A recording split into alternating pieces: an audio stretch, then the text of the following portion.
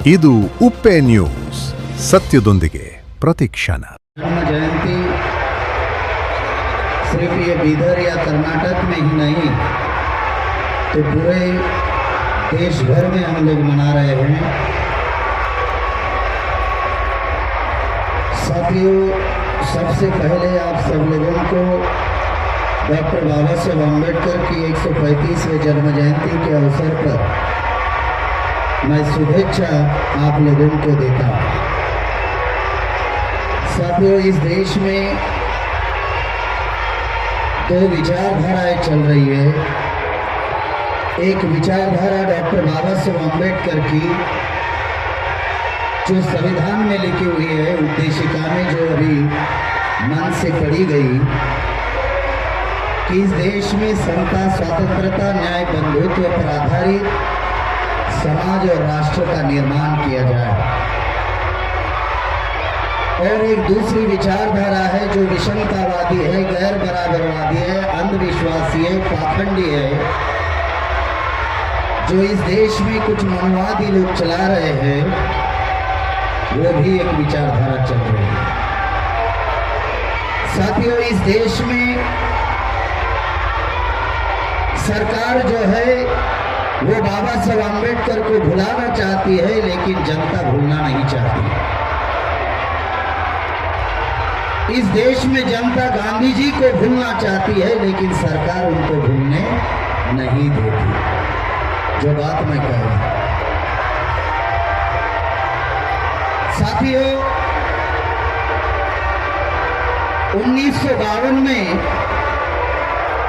जब बॉम्बे के लोगों ने डॉक्टर बाबा साहब अम्बेडकर की जयंती मनाने का निर्णय लिया, तब बाबा साहब अम्बेडकर जीवित थे और उन्होंने एक प्रस्ताव बाबा साहब अम्बेडकर को भेजा कि हम आपकी जयंती मनाना चाहते हैं।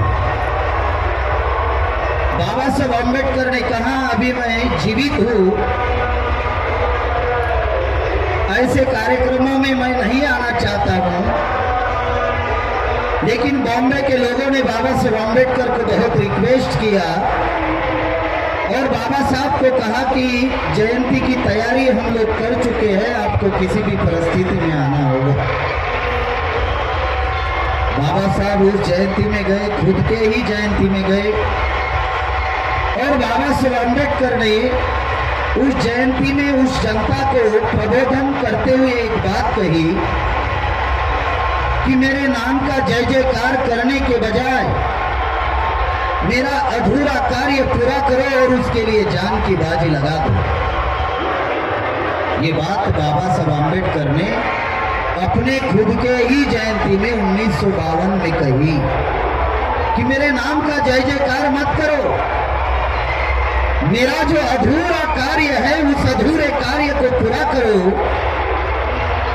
अब कोई भी व्यक्ति अधूरा कार्य कब पूरा करेगा? जब उस व्यक्ति का पूरा कार्य मालूम हो, पूरी कार्य की जानकारी हो। क्या हमारे लोगों को डॉक्टर बाबा साहब अम्बेडकर के पूरे कार्य की जानकारी है? ये पहला सवाल खड़ा होता है। अगर पूरे कार्य की जानकारी हमारे लोगों को है, तो क्या हमारे लोगों ने चिंतन किया कि कौन सा कार्य अधूरा है जो बाबा साहब अम्बेडकर का बचा हुआ है, जो हमें पूरा करना है? क्या 14 अप्रैल को डीजे बजाना, नाचगान करना, क्या ये अधूरा कार्य है बाबा साहब अम्बेडकर का जो हमें पूरा करना है, जो बाबा साहब अम्बेडकर ने बात कही? ऐसी कुछ बात बाबा साहब ने कही नहीं कही। मैं धन्यवाद देना चाहता हूं यहाँ के प्रशासन को कि इस बाबा साहब अम्बेडकर के जयंती के अवसर पर आज प्रबोधन का कार्यक्रम यहाँ पर रखा और इस कार्यक्रम में मेरे शरीर के एक छोटे सामाजिक कार्यकर्ता को यहाँ पर बुलाया। साथियों, जो बात मैं आप लोगों को बताने जा रहा हूँ वो बहुत गंभीर बात है, उसको विचारपूर्वक आप लोगों ने सुनना चाहिए कि आखिरकार बाबा साहब अम्बेडकर के जिंदगी का क्या मकसद था कि जो व्यक्ति 32 डिग्रियां लिया हुआ था, करीबन 5 पीएचडी की डिग्रियां उनके पास थी और 5 नौकरियां उन्होंने छोड़ी हुई थी। ऐसा कौन सा मकसद था कि जिसके लिए उन्होंने अपनी जिंदगी लगाई, कि जिनके 4 बच्चे मर गए, बीवी मर गई और खुद बाबा साहब आम्बेडकर 1956 में हमारे बीच में से चले गए। ऐसी क्या वजह थी, ऐसा कौन सा उद्देश्य था और ऐसा कौन सा कार्य बाबा साहब आम्बेडकर करना चाहते थे कि जिसके लिए बाबा साहब आम्बेडकर ने अपनी पूरी जवानी और जिंदगी लगा दी।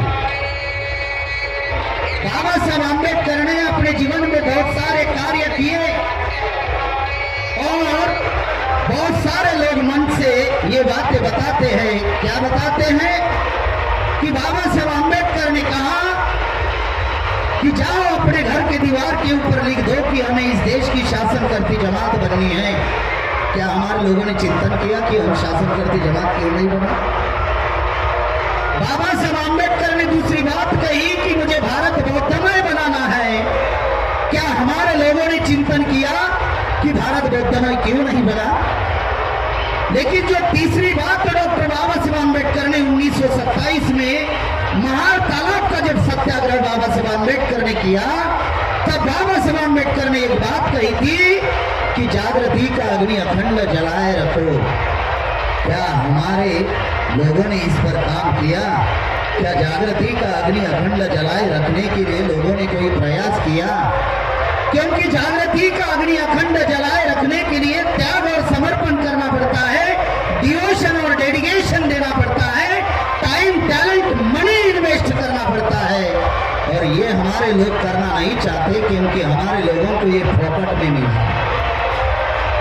हमारे लोगों को ये फोकट में मिला है और ये हमारे लोग करना नहीं चाहते।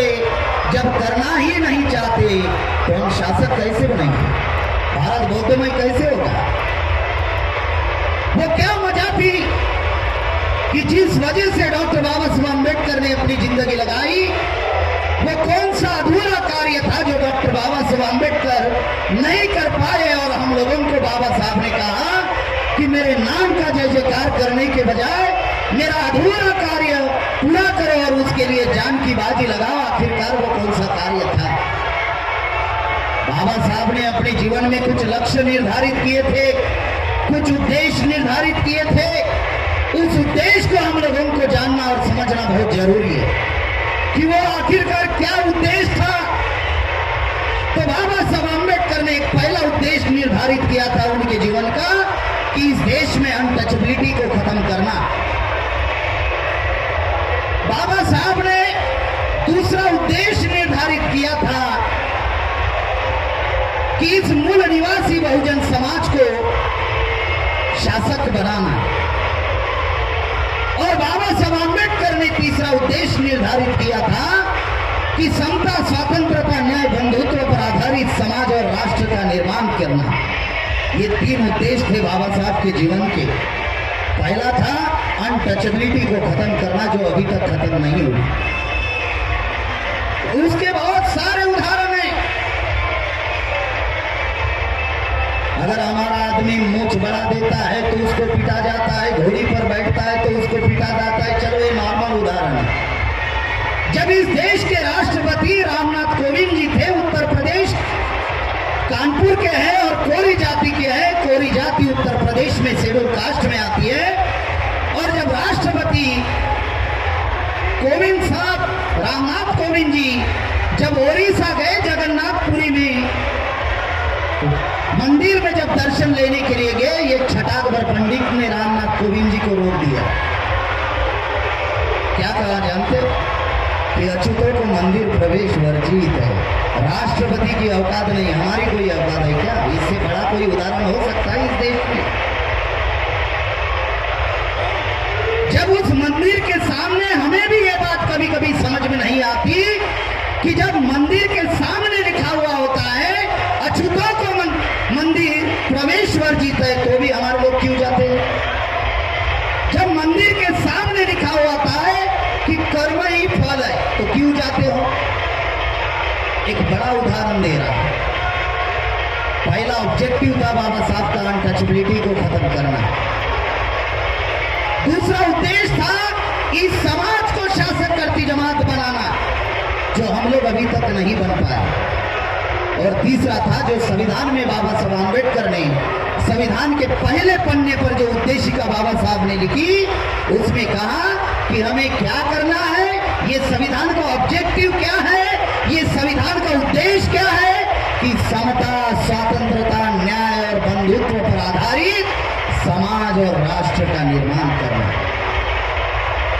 साथियों, डॉक्टर बाबा साहब आम्बेडकर 14 अप्रैल 1891 में पैदा हुए और सबसे पहले सार्वजनिक जीवन में आए बाबा साहब आम्बेडकर 1918 में। 27 साल की उम्र थी बाबा साहब आम्बेडकर की।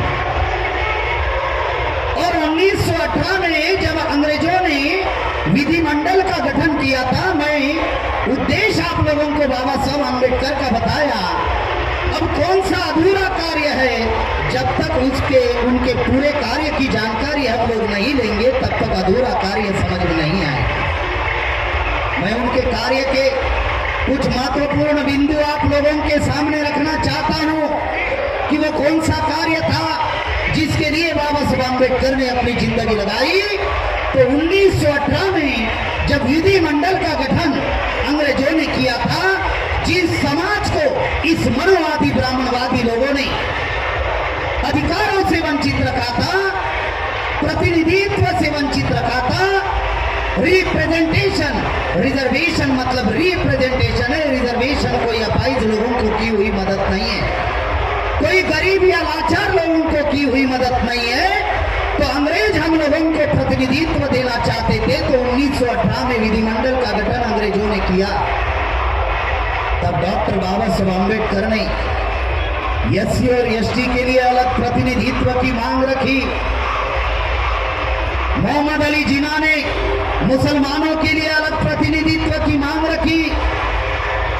और शाहू महाराज जी के कहने पर इस विदर्भ से कोल्हापुर ज्यादा दूर नहीं है, कोल्हापुर संस्थान के राजा थे हमारे छत्रपति शाह महाराज, उनके कहने पर भास्कर राव जाधव ने ओबीसी के लिए प्रतिनिधित्व की मांग की और गांधी जी ने सबके प्रतिनिधित्व की मांग की।